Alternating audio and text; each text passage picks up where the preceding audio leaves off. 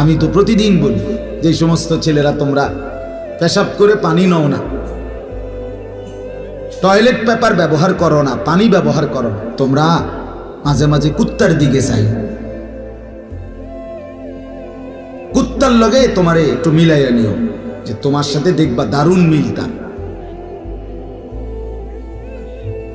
হ্যাঁ, প্রয়োজনে কুত্তার সাথে একটা সেলফি তুলে একসাথে যে আমরা দুই জানোয়ারকে কেমন দেখায় দেখেন।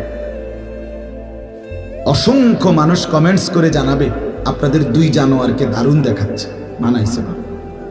একজন ঠ্যাঙালগিরিয়া মতে, আরেকজন ফানিসারা মতে, দারুণ সেরকম দেখাচ্ছে, দারুণ হয়েছে।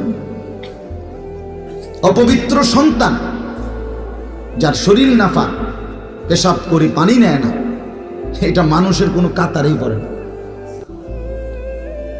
মানুষের কোনো সমাজেই পড়ে না, এটা কোনো কাতারেই না। ভদ্রতার কিচ্ছু নাই এটার ভিতরে, অপদার্থ, অপবিত্র, এটা অপবিত্র। এজন্য এটা বুঝা দরকার।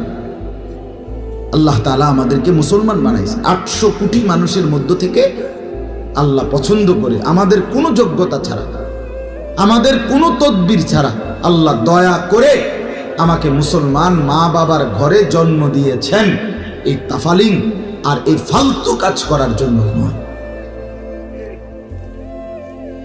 এজন্য প্রিয় ভাই, নষ্ট হইও না, নষ্ট হইও না, নষ্ট হইও না। সুন্দর এই জিন্দেগি নষ্ট করে দিও না। বুট বাদাম, চা বিস্কিট, মোবাইল, নাচ গান, অস্থির ছবি, বন্ধুদের আড্ডা, এই বারবার চুলের বাহার ইত্যাদি ইত্যাদি, এটা কোনো জীবন না, এটা কোনো সুস্থ স্বাভাবিক জিন্দেগি হতে পারে না, পারে না। এই প্রতিবন্ধী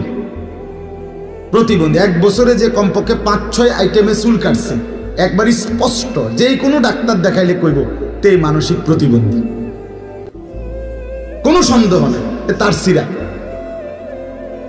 বাস্তব, এটা কোনো সন্দেহ নেই। কারণ এর যে তার সিরা, এটা লইয়া কোনো সন্দেহ নেই। কারণ যে পাগল, যে মাতাল, সেই এরম করে, কি করে না করে হে কইতারে। আমি আমার মাথার চুল থেকে পায়ের নখ পর্যন্ত যা করি আমি তা জানি, প্রতিটার সাথে আমার কোরআন সুন্নাহর সাথে মিল রেখেই আমল করতে চেষ্টা করি। আমার হিসাব আছে, সনদ আছে। মুসলমান